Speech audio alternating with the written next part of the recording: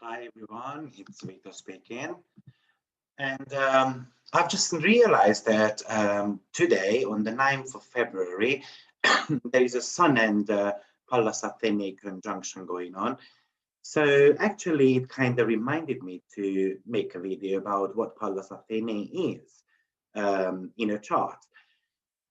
She is the number two asteroid of asteroids. So actually, her role can be quite significant. And I guess there is not so much material out there. So I've decided to make a little bit of a video about what I have learned and I know about Pallas. So Athena was the child of Zeus and Metis. And Metis was the goddess of wisdom, the first wife of Zeus.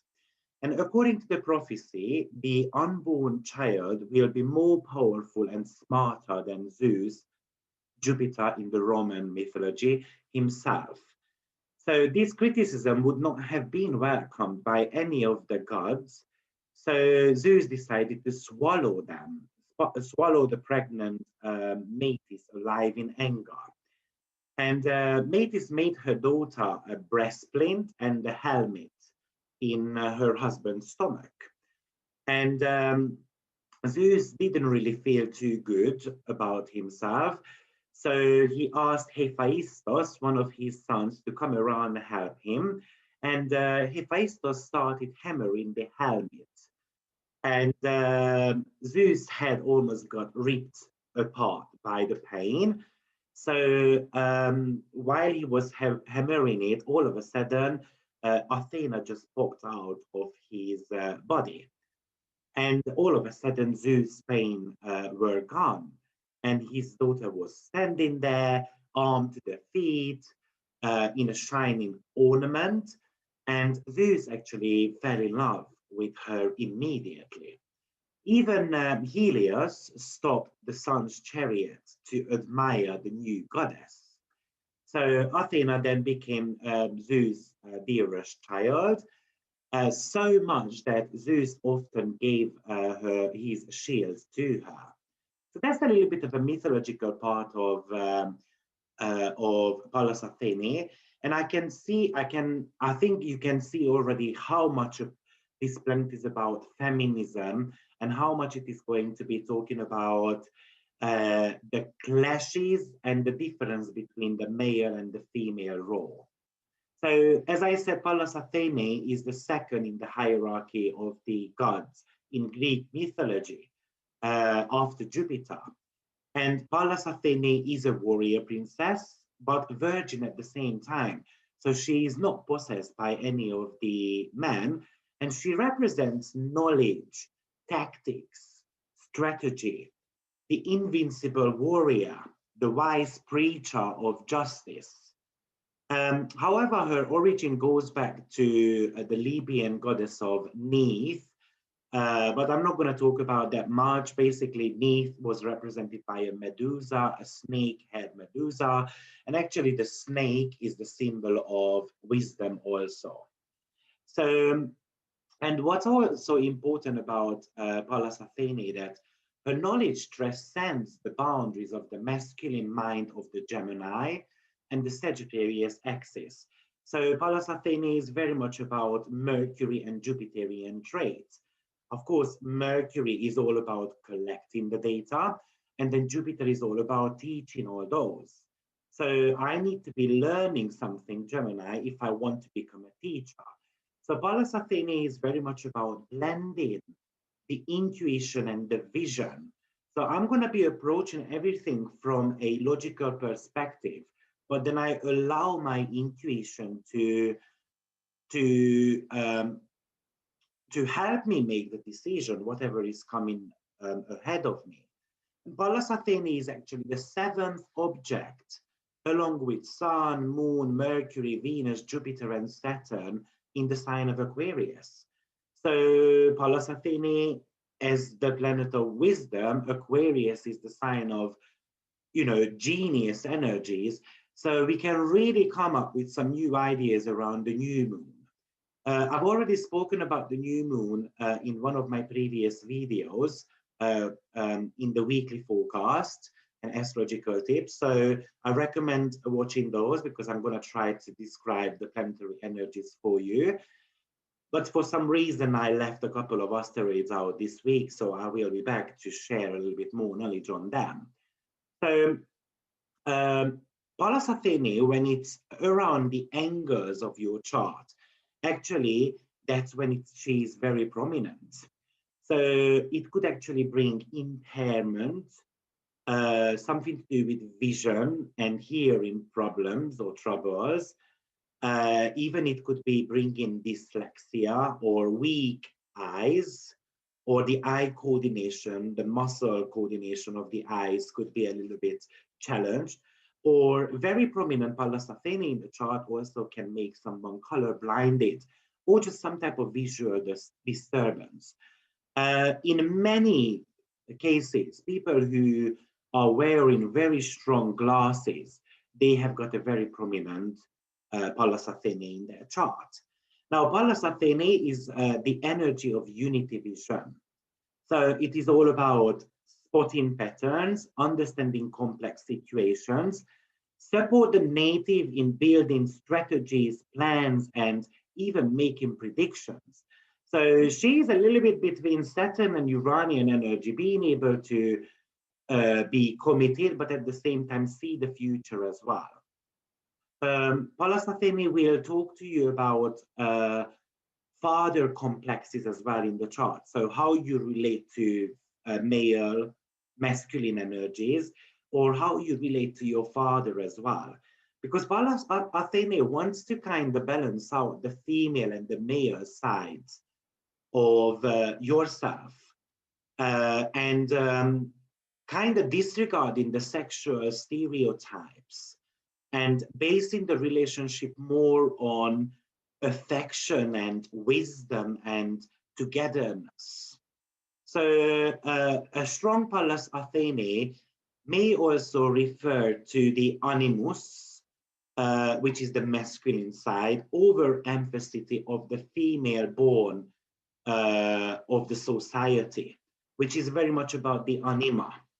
And this could be, so I'll give you an example, a male having a very prominent Pallas Athene in their chart could actually indicate that females are receiving a major role in their life, and the other way around as well. So in the natal chart, Pallas Athene is going to show your attitude to creative learning, creating something, strategy, healing, and art, and so much to do with your wisdom. And its house position is going to show you the area of life where it's this creative and healing ability might come to an expression. So whatever house position Pallas Athene have, for instance, the easier to spot patterns there. So for instance, when you've got, I'm not going to go through all the houses, but for instance, when you've got Pallas Athene in your second house, or eighth house, you might be extremely good at stock market related, investment related matters. And the reason being is because it's all about seeing the patterns, the financial patterns. Very similarly, I think if Pallas Athene is in the ninth house, for instance, then spirituality can bring you great success. Pallas Athene is used in vocational astrology a lot. And therefore, I've already decided to integrate Pallas Athene in one of my financial and vocational course, which I'm going to be doing in April. It's going to be a 15-week course, and I'm going to teach you how to do stock market and stuff like that. And we're really going to dig into deeper to see how to gain money and vocation through astrology. So Pallas Athene will be included there a lot more in detail, but Pallas Athene is very much about science, diplomacy, social justice, and courageous behavior. So, but also her role is quite important in synastry as well, and not much used in synastry reading, and I think it's a big mistake, because due to her desexualized vibe, She actually also represents fertility, conception, and birth that take place in the mind. So clearly, we need to get fertilized first in here. We need to be inviting the baby towards us. So, for instance, if your Pallas Athene is located in the seventh house or eighth house, even the fifth, or she has got a connection to Venus, Mars, or any of the planet located in the seventh house or seventh house rulers, then Pallas Athene is definitely related to your love life, which could mean that you might be using way too much logic in your relationships and not so much of your intuition, for instance.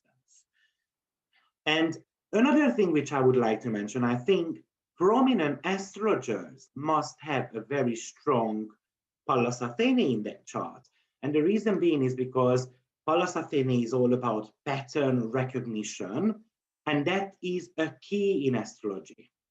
So, you're gonna have to go back in history, looking at the cycles of the planets. So I think if someone has got a prominent Pallas Athene in their chart, they could make a brilliant astrologer as well.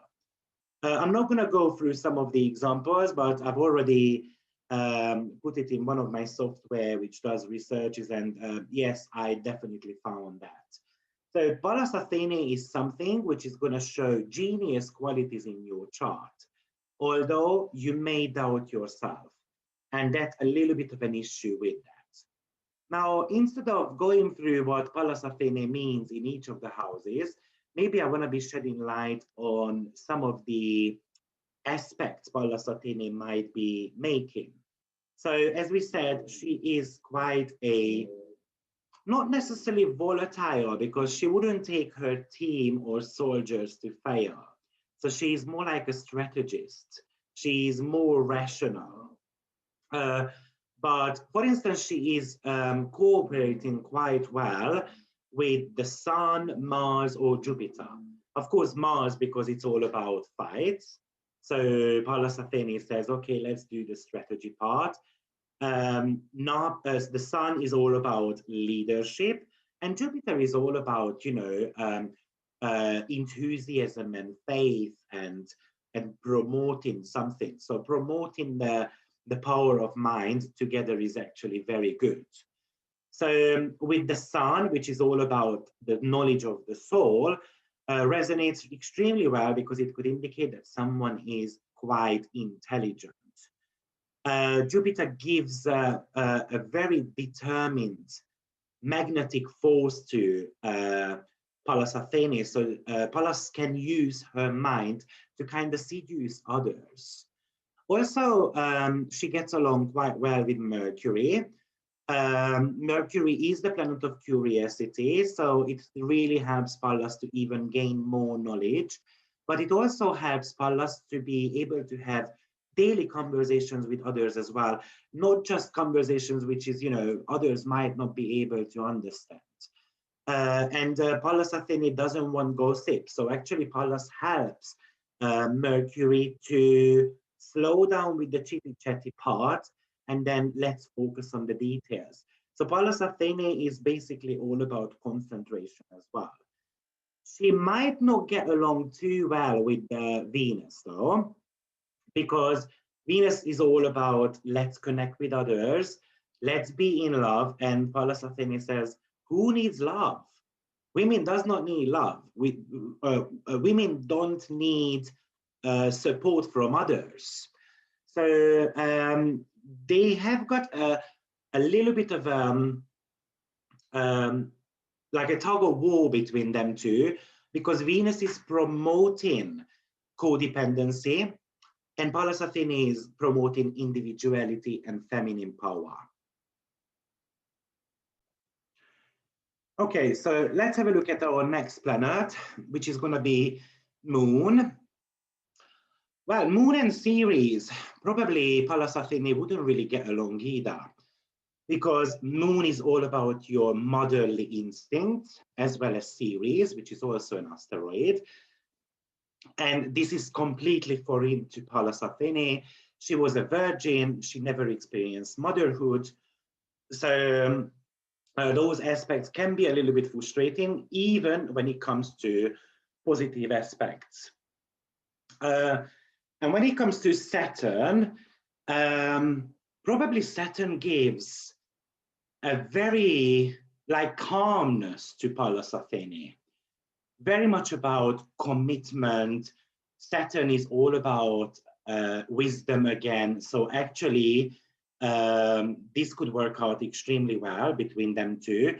However, Saturn is giving somehow boundaries of the capability of creating independence with others. So with Saturn, it might be sometimes a good one and might be a little bit difficult. So I would say that the good aspects might be actually helpful, and the negative aspects, such as opposition and squares, a little bit of a challenge. Now, when it comes to Uranus, actually Uranus can be the partner of Pallas Athene. So whenever Pallas and Uranus meet, usually that's quite a positive change, whatever is happening. And the reason being is because Pallas Athene is going to be giving that feminine wisdom to Uranus. And Uranus takes it quite well. She is basically the godfather or the grandfather of Pallas Athene. So their relationship is actually pretty good. And then maybe we can talk about Chiron as well a little bit. They can work out quite well because Pallas is trying to rationalize the wounds. It tells you, let's dig up the dirt and let's get it going and see, where it is originated from. And it could also make us be more committed to finding the root of the problem, the cause of the problem.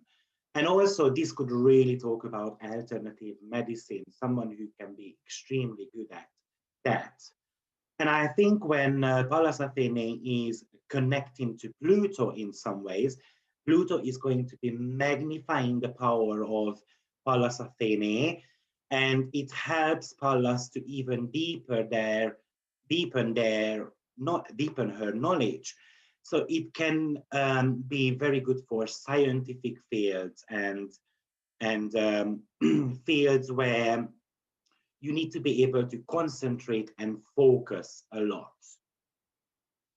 Great. So I'm hoping you like this video.